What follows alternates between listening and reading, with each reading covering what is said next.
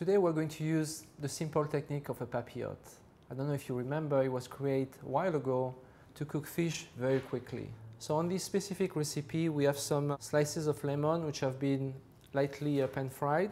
We have sage, juniper berry, black pepper to flavor the pork chops.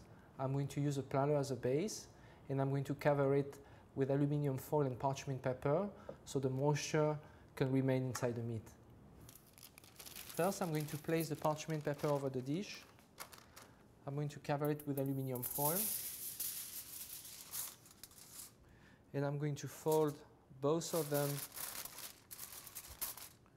on the side of the dish.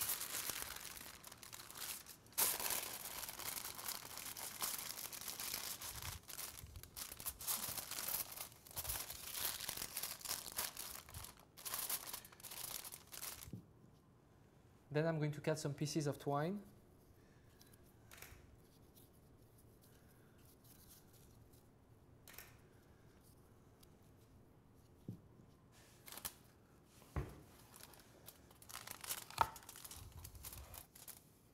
Now I'm enclosing the dish and using the twine to hold the parchment and the aluminium foil over the dish.